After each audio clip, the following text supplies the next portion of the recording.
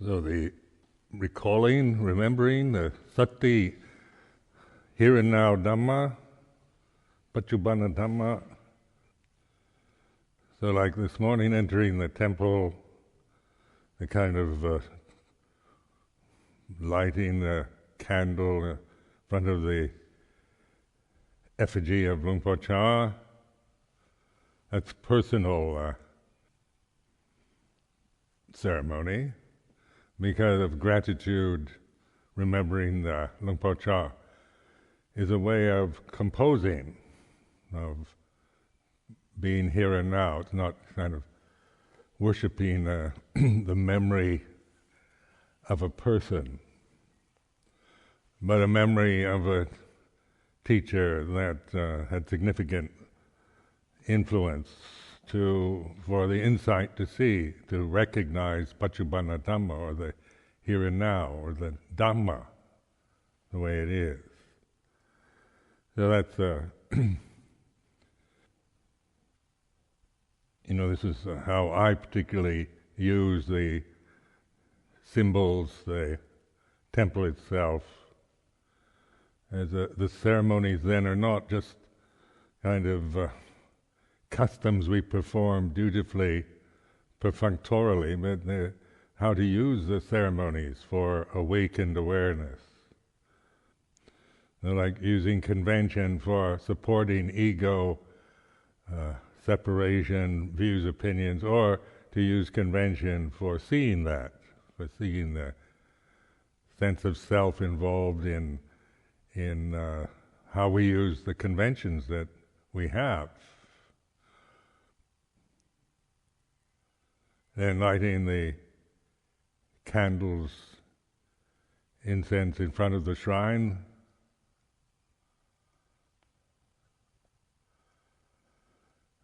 And, after the insight, we still have to live our lives as a human individual. So, people have criticized religious ceremonies, saying it's the Buddha never did morning chanting or evening chanting. There never were any Buddha rupas at the time of the Buddha. I mean, these kind of observations are true, But it's what is your intention for making them, and how do we use the symbols that we do have? And of course, that's up to you. You can use them, you can dismiss them as superstition or unnecessary, just dismiss them, or you can project all kinds of magical powers onto Luang Por Chah's image or the Buddha rupas. Or what I recommend is remembering this sati sampajanya, here and now Dhamma. So religious icons, it's up to you how you use them. In themselves, they are what they are. So this unborn, uncreated, unformed, unoriginated, unconditioned, here and now. And I've been repeating this over and over again during this retreat. So that, by repetition, by pointing, because there's no way I can't point to it as a thing. I can keep pointing, using these words, this retreat specifically to encourage you to awaken. It's an immanent act within yourself, not an object that I'm pointing to, that anyone can see or observe as an object of the senses. So it's like the awakening of an individual is from inside. It's not, me awakening you, or that by sitting for hours that you're going to suddenly become enlightened. It's not about me anymore, becoming anything, but of recognizing that simplicity, immanent, awakened consciousness, rather than me trying to get it. You see, so this is This is the subtlety that people miss when they practice meditation. Many people just fail to get that. They always idea of doing something and getting a result in the future. And that's the cultural mindset that we have. It's the work ethic, the reward for doing something, hard work in the present will be rewarded in the future. That I'm not good enough the way I am now, I have to do something to make myself better and become, I'm an ignorant, unenlightened person, I meditate in order to become an enlightened one. So this is the Sakkaya Ditthi, the first fetter, which is very much influenced by the cultural conditioning, Silabbata Paramasa. We come from a society that's based on that, on reward, punishment, on doing something now to get a result in the future. And of course that is the worldly condition. That's the way it is in the world. For worldly success, for getting the good fortune, the position, the rewards in the world, then most people have to do something in the present to get what they want in the future. But recognize that the Buddha Dhamma was not about becoming anything or about the future, but of Paccuppanna Dhamma, here and now, awakened consciousness,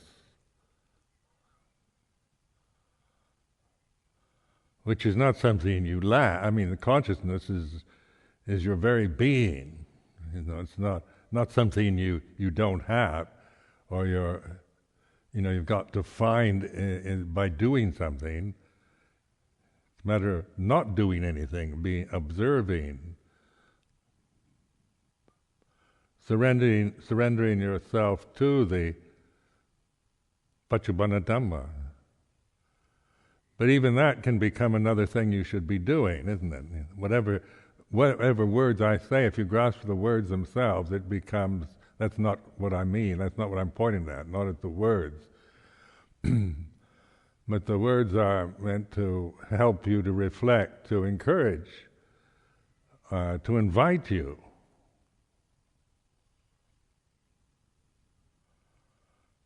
So this image of leading the horse to the stream, leading the horse to the water.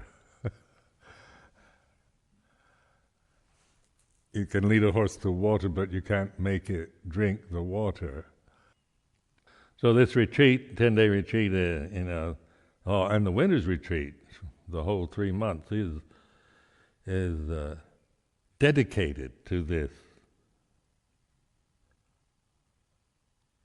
In fact, the whole life, isn't it? The samana life that we live, its whole purpose is this awakeness. Nothing else. And we start using it for worldly positions, for worldly values, then that's on a worldly level, it's understandable. But it's like being given the key to the prison cell and using it to clean your fingernails or something. You're not using it for what it's meant for.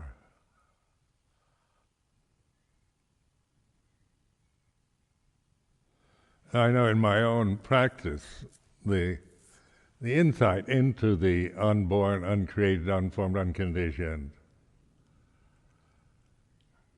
that happened very early for me. So it's I did have that before I even met Luang Por Chah. So but it's still, even after the insight, the old habits descend. When I took the Upasambhada and went to spend the Vasa with Luang Por Chah in Ubon, I had the insight, but the habit tendencies were still very strong, the powerful memories, emotional habits, which were reflected by joining that monastery. Your ego, the sense of yourself, is highly stimulated by throwing yourself into a totally different situation that you don't, that you find alien, strange, foreign, different language, different food, very restrained, very strict traditional form.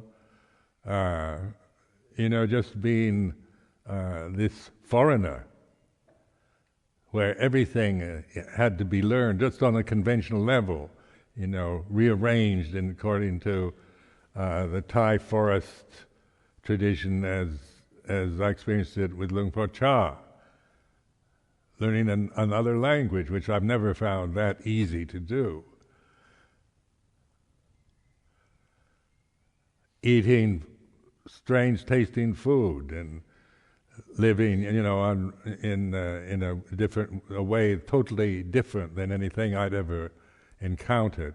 So, of course, this would trigger off all kinds of emotional reactions, and the Sakkaya Ditthi, the sense of myself, was heightened by that encounter.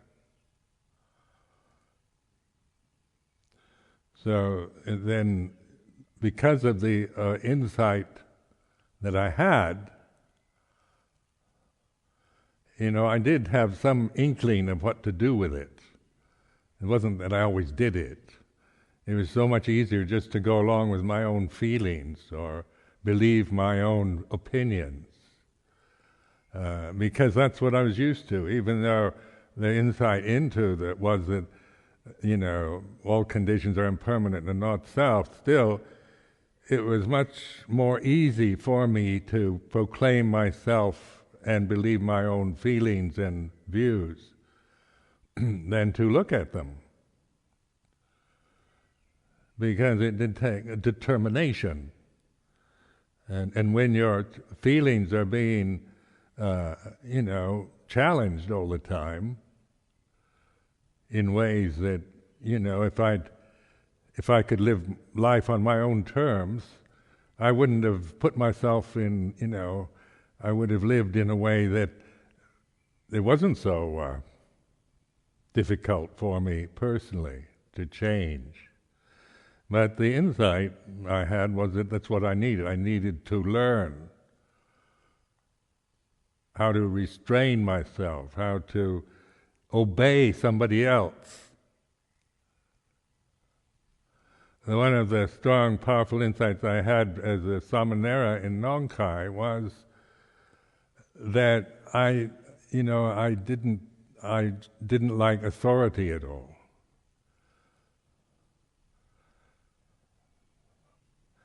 And I'd lived my life very much in a way to try to manipulate conditions, to get out of situations where I didn't want to be under anybody or feel beneath them.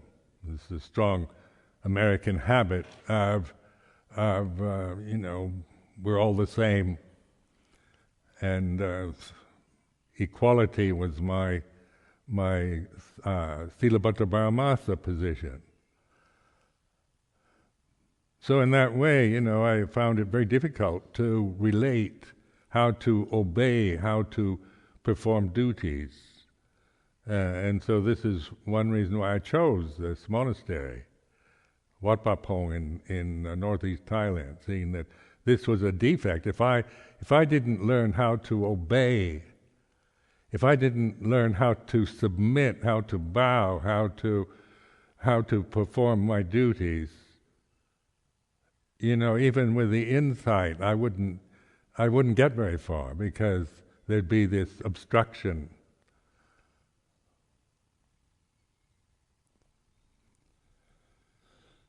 So it's seeing the value of the structure that I didn't create. I chose to go to Luang Por Chah. I wasn't forced to go there. So it wasn't something that somebody made me do. I deliberately chose, asked, requested to go there, knowing fairly well what I was getting into, but also wanting to learn from it, from that kind of situation. So then this 10 years with under Luang Por Chah, living in that tradition in Thailand. So it was, when I look back now over those, I have great nostalgia for those years. It's strange how the difficulties of it don't seem very much anymore, because I have incredible gratitude and appreciation and for having had the opportunity. And of course it was transforming me from this person, this unhappy person, into at least a confidence in awareness that I'd never had or never would have hoped to have had otherwise. So this confidence in awareness, like many of you have had the insights, into the unborn, uncreated, unformed, unconditioned. But then the conditioning factor, the sakkayaditthi silabbata paramasa vicikicca, doesn't just dissolve at that it's gone at that moment, but it's an insight, and then we kind of fall back into the old patterns easily. Me and mine, what I think, cultural assumptions, attitudes, prejudices, emotional habits, believing our own thoughts and opinions.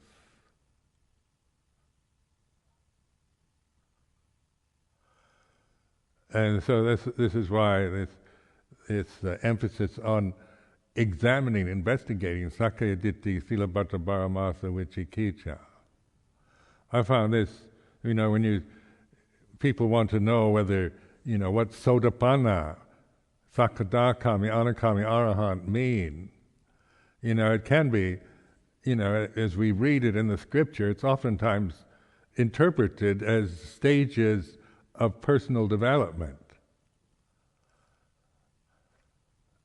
And in Buddhist countries, like Thailand or Sri Lanka, people will still talk about somebody being a stream enterer or an arahant or an anagami, as if it was some kind of personal attainment.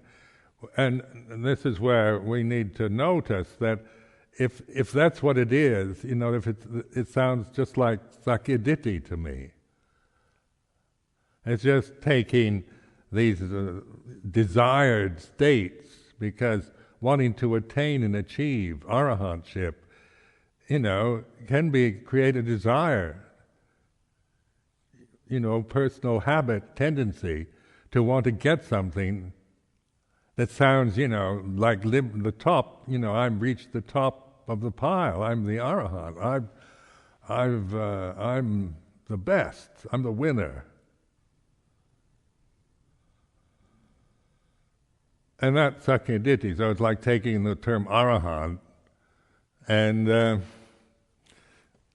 using it for something that it was not meant for, wasn't meant to be taken in that way as some kind of personal ability or achievement or attainment. So realize, when you contemplate the arahant, which is the summum bonum, which is in terms of when that is recognized, then there's no self anymore. There's nothing to become. No attachment, no ignorance, no self. All the Sakya Ditti Silabhata Paramasa have dropped away at stream entry, then the once that is out of the way, once you've seen the path, seen the stream, then it's to cultivate that, the bhavana. What is sad to see with so many of you always operating from Sakya Ditti. See in the way Westerners interpret Buddhism.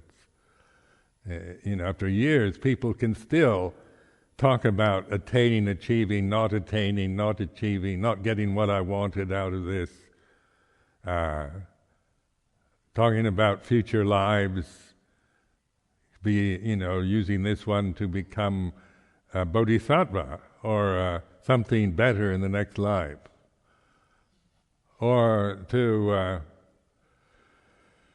feel like a failure after being very diligent, sitting for hours and going on retreats and intensive retreats in Burma and Thailand, Sri Lanka, all over the world, going off living in mountains and isolated places, practicing diligently, developing samadhi, concentration, but always never from the awareness level. It's always attaining, achieving, me, getting something. And so this is, that was my ideal in Nongkai, was to go off, be all alone, like a hermit. Because that's what I thought you had to do, just isolate yourself from everybody, and just, through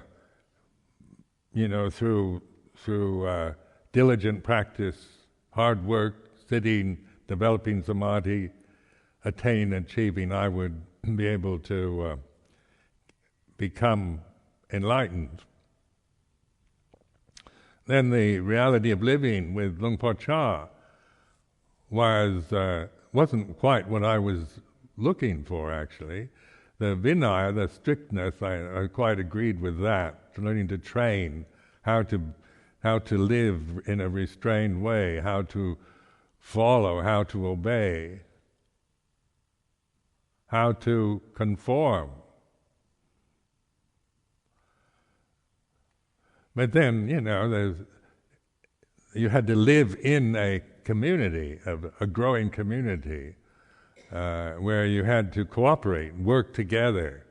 So every day we had afternoon they'd ring the bell at 3 and we'd all have to go and draw water from the well and distribute it. And that took several hours usually in the afternoon, carrying water in buckets on bamboo poles to the bathing places, the kitchens, the bathroom, the toilets, and so forth, because there was no plumbing there. It was all third world primitive life.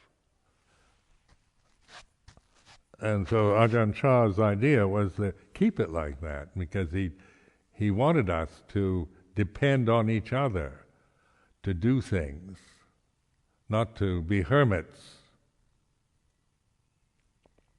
or be independent. That we needed to help each other as a community. This was the what he would tell me. Being from my background, of course, I wanted to be independent. I don't like having to ask another monk to come and help me draw water from a well. I'd much rather not bother somebody.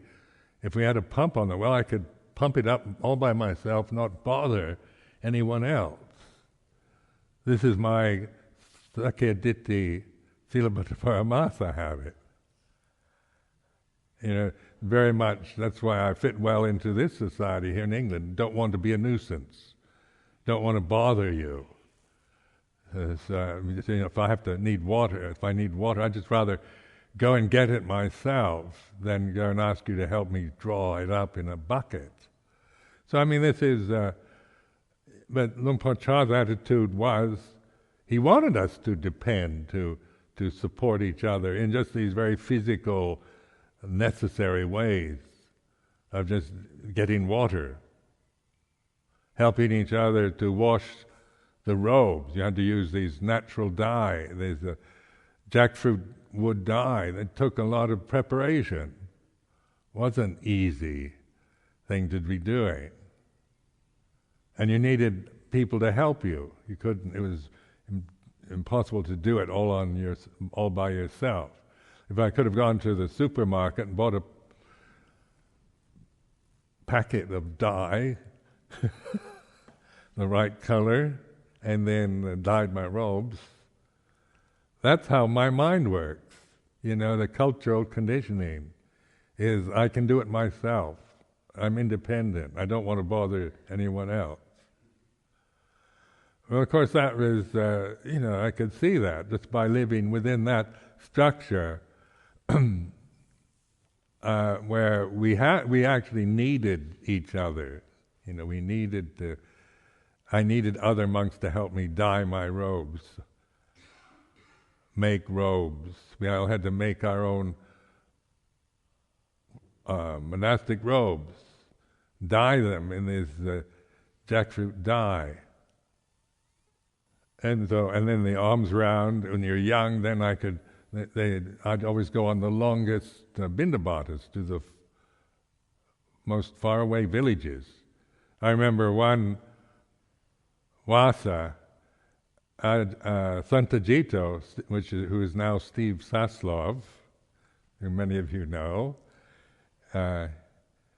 He was Santajito then. He and I determined to go to this village quite far away from Wat Pa Pong every morning. And so you had to leave quite early at dawn, and then walk. And it's, of course, the rainy season during the Vasa. It means a rainy season. So you're wading through paddy fields, and you have to pull your robes up around your waist so they won't get wet. Carry an umbrella, your alms bowl, bindabat in a rather poor village, and come back. And I remember we determined this, and we walked every day for that Vasa, in the rain, through rice paddies, and you get these terrible fungi on your feet. Feet started rotting. Things like this, it sounds like maybe a romantic image of, Buddhist monks in an exotic country like Thailand going on an alms round. And it might be kind of romantic and exotic if you don't have to do it a few times, but when you're doing it every morning for 3 months, and when it rains there, the monsoon is not, it's not the dribbly kind of rain you get here. It's torrential downpours.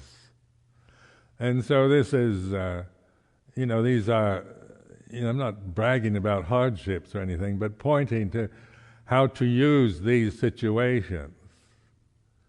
Having to, learn how to endure, how to do that which you've determined, not for personal achievement, but for mindfulness.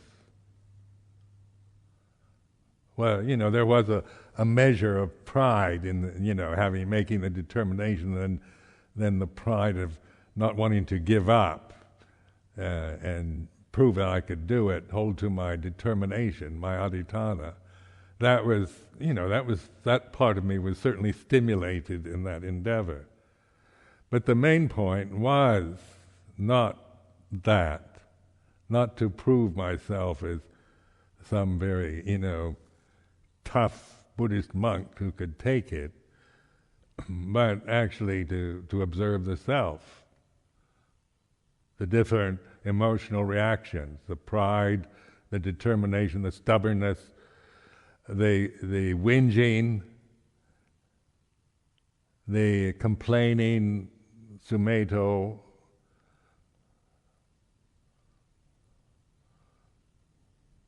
all this would come up during, for observation, to see, to observe the Sakkaya Ditthi that would arise in these particular instances. Well, here in Amaravati we have our own challenges, as you well know. So it's not like rice paddies, wading through rice paddies in the monsoon, but so don't make that is a real what we have to do. But see that the life here, the way that the Sakkaya Ditthi arises, how living here at this particular place, what it does to your mind, how it affects you, the sense of yourself as a person, views and opinions, cultural attitudes.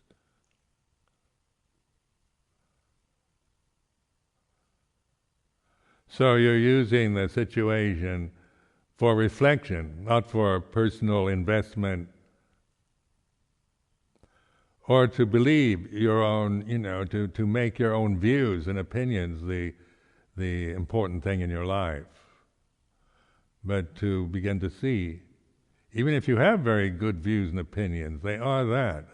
An opinion is an opinion. So it's not that, opinions are bad, but they are conditions. They arise according to other conditions. And we tend to identify with them. What I think, what I want is right. It should be like this, shouldn't be like that.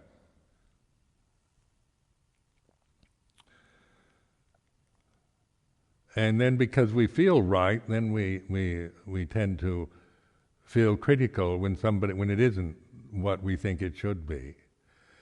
So that's why it's without this reference to the unborn, uncreated, unformed, unconditioned, without that recognition, then it's very difficult, It's just, the Sakkaya Ditthi goes into I shouldn't complain about anything, I should surrender, I should just give up, surrender my rights and just perform my duties. I've got to keep the Vinaya in order to not feel guilty. I've got to be a good monk, a good nun, and do all the right things in order to be rewarded for it, or not be punished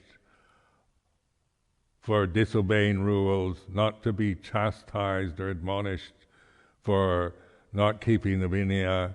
And this whole Sakkaya Ditthi is just increased through not having any reference point outside of it. So we can use the discipline, the tradition we're in, everything else, to reinforce Sakkaya Ditthi. And this is, this is sad to see, because that's not the point of it. It's not about creating a different kind of Sakkaya Ditthi. Your old lay person, pride, conceit, vanity, you just have contempt for and throw away, to make yourself into this ideal, this perfect image of a Buddhist samana, or trying to just, it's like changing costumes, really. Putting on shaving your head is just a different costume you wear than you would if you were a lay person. So is it just changing the conditions to identify with Buddhist conditions? Is that what we're doing? We're becoming Buddhists, where before we were just maybe, skeptics, ex-Christians, Jews, or whatever we were, how we saw ourselves when we were lay people, and then we become Buddhist monks, Buddhist nuns. So we become Buddhists, and that's just the suffering is still going to be there, and even if you adopt all the Buddhist terms, the Buddhist forms, the Buddhist culture, it's still dukkha, still suffering. It's still not liberation.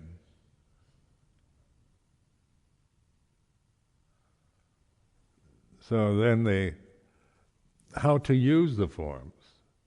And this is, like the Four Noble Truths. That is the tool that I have used for getting to the causes of dukkha and realizing the cessation. The realizing cessation of dukkha. And that takes investigation. It's not a magic wand. You need to really use it and apply it to our life here at this place, and with the people we're living with, and with the conditions, the situations that arise.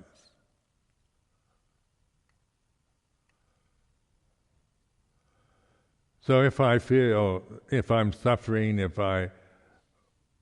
whatever happens, then it's, for me, that's the first noble truth.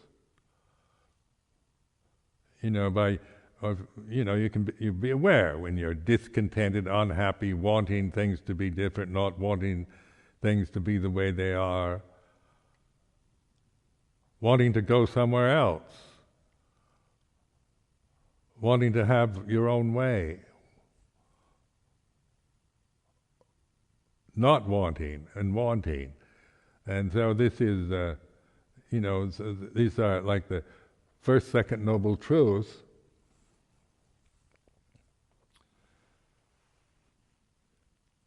It's not about that you shouldn't, it's not about should or shouldn't, it's about recognizing.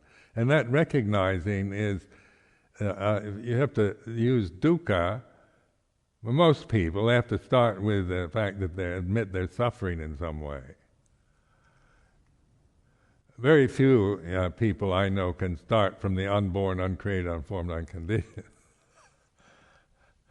And that's why the Buddha's first sermon was not about the unborn, uncreated, unformed, unconditioned. It's about there is dukkha, there is the causes, there is the end, there is the path. So, there are individuals that have that insight already, unborn, uncreated, unformed, unconditioned.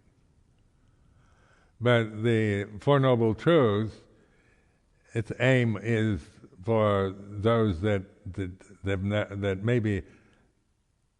might have even have had it at some time, or flashes of it, or never had it, but maybe had a sense, had some kind of intuition, ability to see just the dreariness of conditioning. As you get older, you become tired of yourself. By the time I was 30, I was so fed up with the repetitious thoughts and the vanity and the self-obsessions I had. It's pretty boring to keep repeating it over. It's like you're caught in a trap where it just says the same thing over and over again. And so that was an awakening to suffering, the First Noble Truth.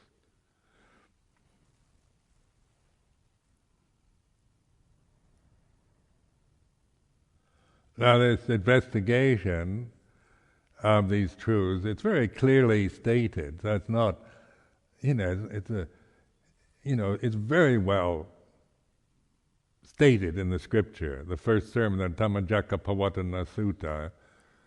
For a first sermon, it's perfect, actually. It's a brilliant sutta. The first sermon that the Lord Buddha gave to his 5 friends at Varanasi, at Saranath. And it's brilliant because it, is first sermon, and then everything developed from that first sermon. There is suffering, there are the causes of suffering, the origin of suffering, the end of suffering, and the way of non-suffering. And so, I've often thought if everything else was lost, the whole Tripitaka was burned and destroyed, and there was nothing left but only the Dhammajaka Pavattana Sutta, that would still be enough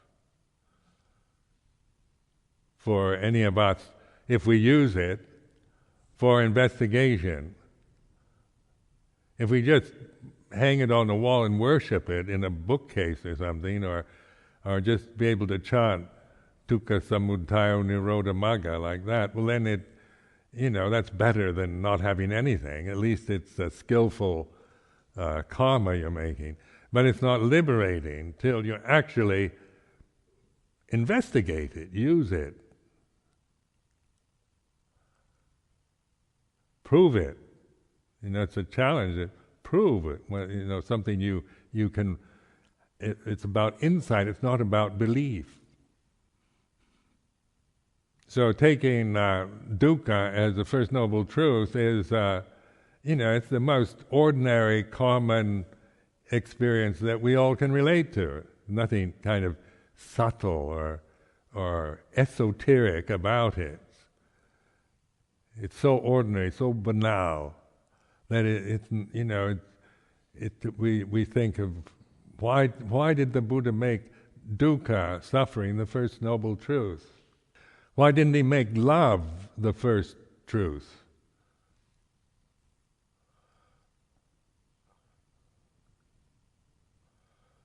Why does Buddhism always point to this? All conditions are suffering, because it's more inspiring, isn't it, to say every love is our true nature, and talk about love, which tends to inspire the mind. But the dukkha can't, if we just grasp the concept of dukkha and say everything's suffering, it's all miserable, life is cruel, brutal, pointless, don't think anything, it tends towards being depressing. Or as a noble truth, it's not about depression as the ultimate reality and annihilation, but using this common experience in a different way, rather than grasping it or dismissing it, investigating it, understanding, letting go of the causes, realizing the absence. So that third noble truth, realizing when suffering, when you've let go of suffering, or let go of dukkha. Now that's mindfulness. You can't do that through sakkaya-ditthi. You can't make yourself let go of suffering as an act out of sakkaya-ditthi. You can kind of fool yourself sometimes into thinking you have let go of suffering, but that can be more sakkaya-ditthi, thinking I no longer suffer as some kind of identity, or the way that one can believe one's own views. But it's not about adopting this sense of that I don't suffer, but there is suffering. Its causes are due to ignorance of these noble truths.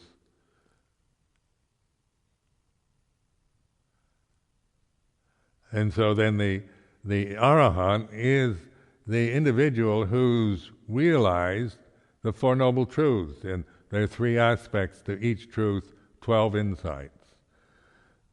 So the arahant isn't about it, and that to be able to do that, to have penetrated and had the insights into those noble truths, it's not about achieving and attaining, it's about letting go, of relinquishing, of opening. So this sense of the unborn, uncreated, unformed, unconditioned, you can't will that. It's not something you can make happen. You have to let go of everything. So this sense of awareness is not a kind of jhana or dependent state where all the kind of coarse and frustrating, irritating conditions are minimal. It's even in the midst of the inferno that there is the unborn, uncreated, unformed, unconditioned.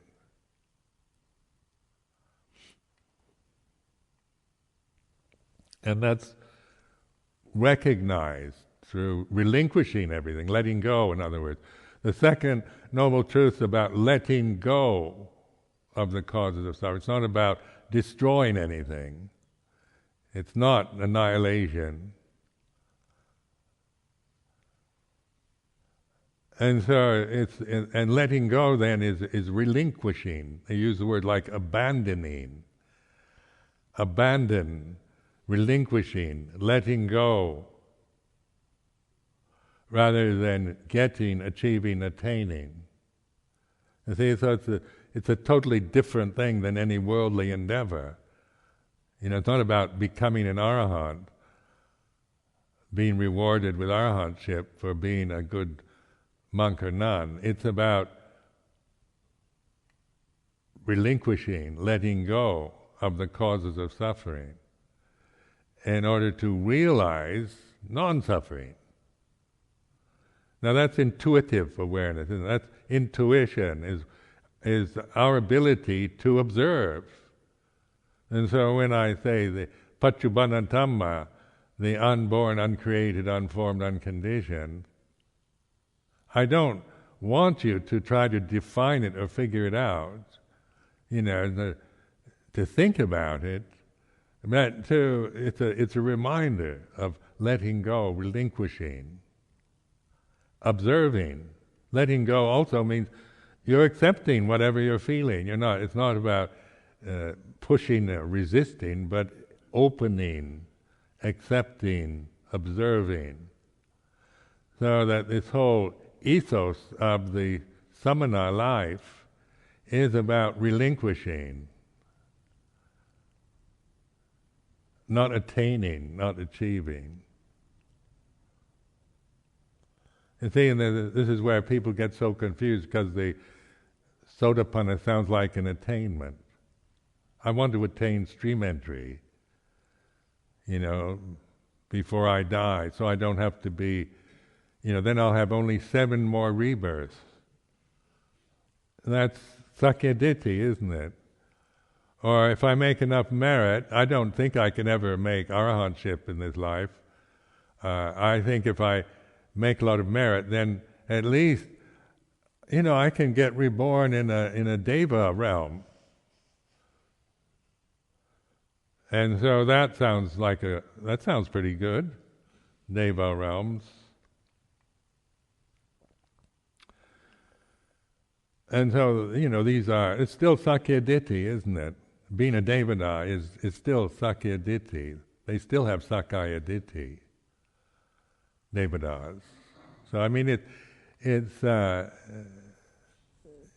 probably a nicer form of sakyaditthi than most of us have. But it's still ignorance of the Dhamma, of ultimate reality, of the unborn, uncreated, unformed, unconditioned.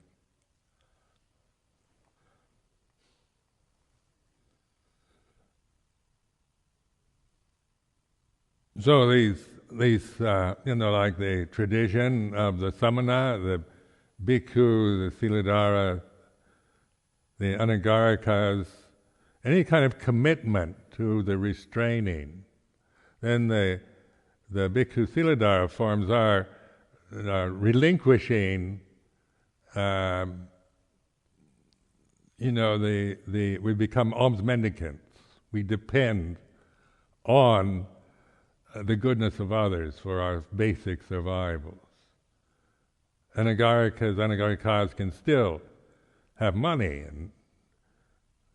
and own property and all this. I mean, so it's still a brahmacharya, giving up intentional sexual behavior, brahmacharya, celibacy. But the 8 precepts does not prevent you from having money, owning property. So the 10 precepts, the samaneras, siladharas, the bhikkhus, then this is where the relinquishment of rights over money, and which is throwing us into this position of dependency on the goodness of others. So when we reflect on that, my life is dependent on the goodness of other people. Basic requisites for shelter, food, clothing, and medicine for illness. So that's it's not about attaining and achieving, is it? Becoming something better. It's about using this convention as an act of trust, isn't it? It's to let go of right to have money and position and power and property and security in the worldly way. I mean, we're culturally conditioned for the opposite. And it's going against every American cultural attitude that affects me.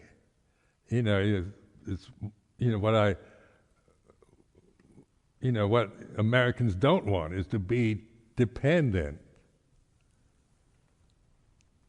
We don't want to depend for our basic necessities. Like, I don't want to be dependent on another monk to have to draw water from a well. I would like to have pumps on the well, or put in proper plumbing into Wat Pah Pong, modern plumbing, where you could have water from the tap. And then, that'd be easier than pumps. And then have my own ensuite bathroom, which I have now, where an electric hot water kettle, so much easier here in England. So, it makes me more independent. I don't need to go and get one of the monks to help me get water.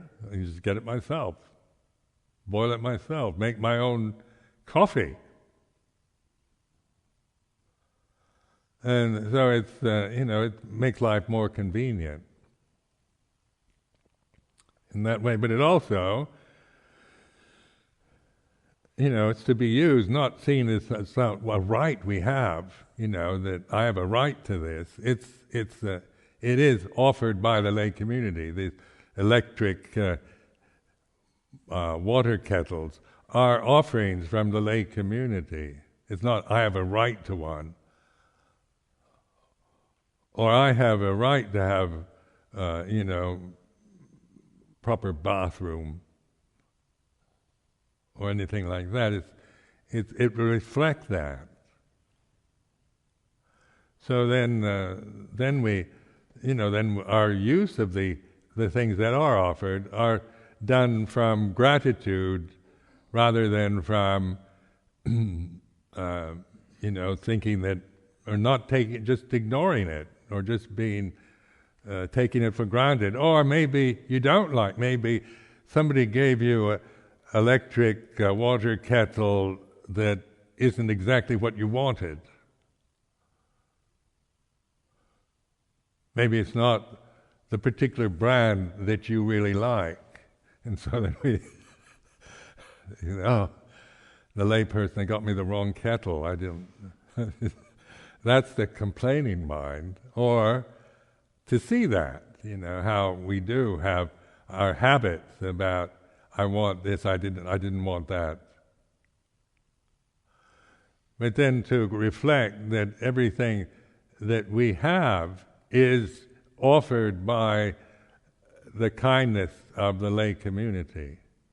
This place itself, Amaravati, is made available to us through the generous donations of the lay community. It's not mine, my monastery. What is, in terms of what's mine, we, as monks, we have the requisites, the robes, the food in the alms bowl, medicine for the illness, shelter for the night. That we can say is our personal possessions, that we can, that are still offered by others. So this is a life of a samana is like this, it's not a, and this is how we reflect. It's humbling because, we can live like princes and princesses. And that we can, I have an appointment with the doctor, I need to get a ride, I need somebody to drive me to Berkhamsted, is taken for granted here as our right and privilege, that there's drivers here, we have a car, and they should drive me to see my doctor in Berkhamsted today. This is just assumed in this community as our right, that the drivers, we have a driver, we have a chauffeur and a car to take us to Berkhamsted or wherever. This is Sakya Ditti Silabhata Paramasa Vichikicha.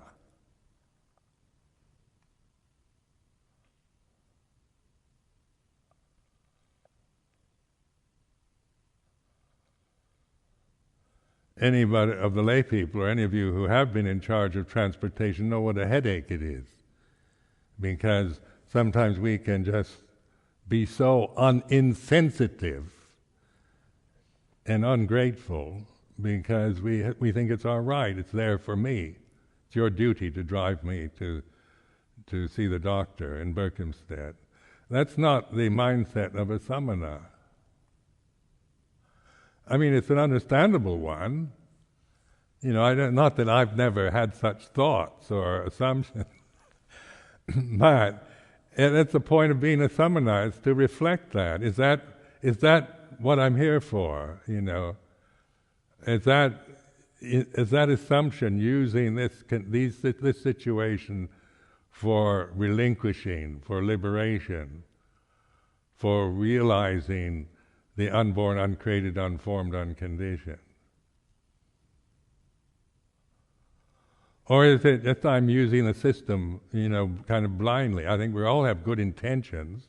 I don't know any one of you, monastics, who have bad intentions about it, or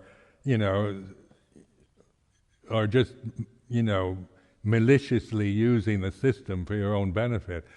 But the thing with higher standards and luxuries that we have here is that it's so easy to take it for granted when we're from societies that we're used to it. We're used to having our own car, our rights, because we are dependent on the lay community, we have to see the doctor, then it's the duty of the lay people to provide the transportation. So it can be this sense of you should and your duty is, rather than the mind of the samana. This sense of gratitude, gatanyugataveti, reflecting that my life depends on the kindness, good intentions of others, of the lay people. And that is like the reflection on the four requisites,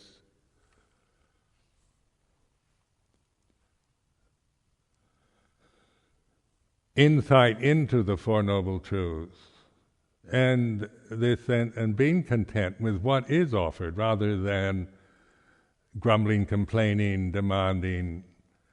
And even though these are very human reactions, the point of the life is to be able to see that, the suffering of attaching to complaining, grumbling, the self-view, the sakkaya ditthi, as it manifests in our lives, or the assumptions that we've acquired through cultural conditioning, social conditioning, or just the force of habit of our thoughts, our views and opinions, our language.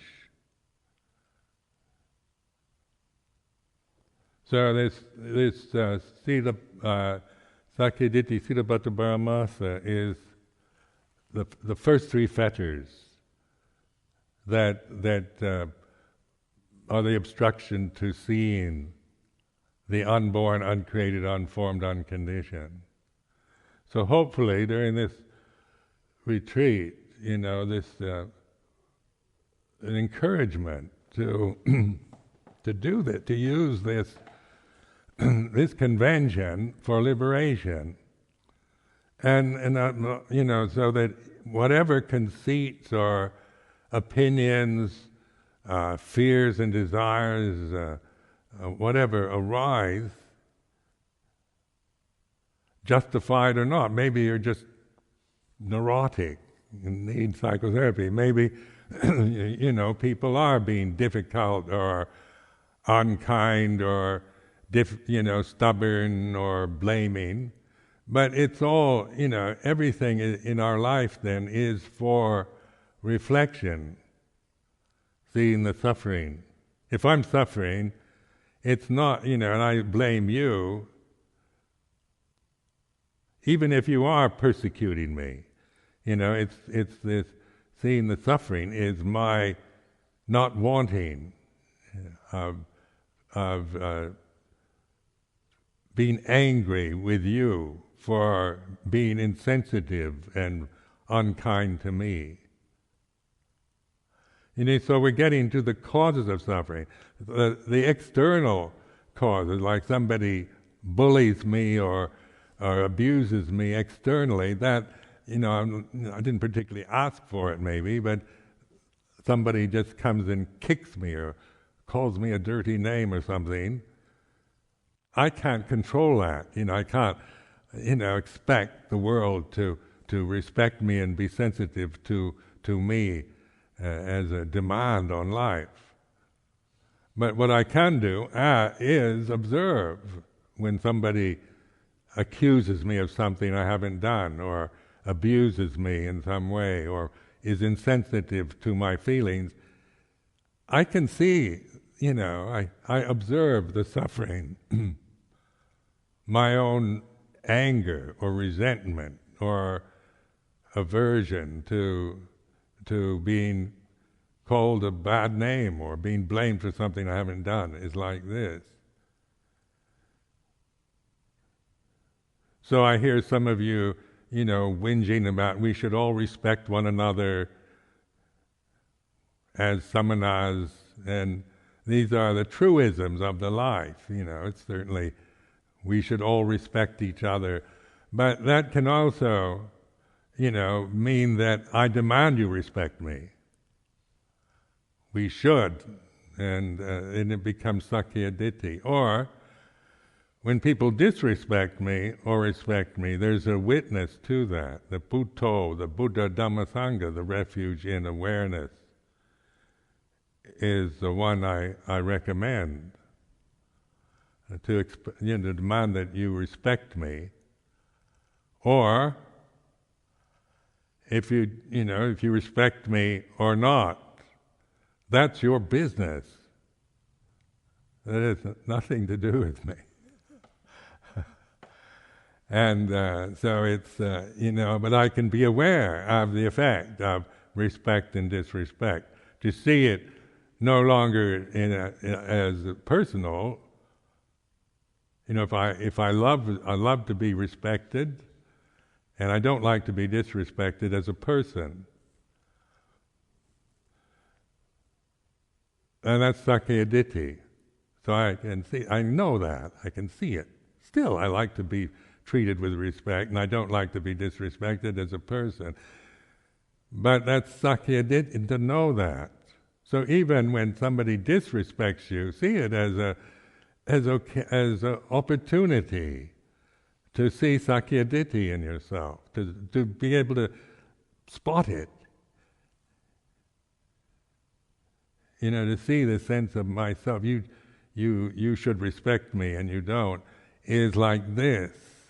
So your position of Putto Dhammo Sangho increases the strength and confidence in the being, this unborn, uncreated, unformed, unconditioned, rather than somebody who demands respect. So this is the last day of the retreat, and of the formal retreat. The remainder after today is it's still not the end of March, so it's you have time to pretty much practice on your own, giving you the opportunity without any kind of structures that you have to follow, other than the community life out of necessity.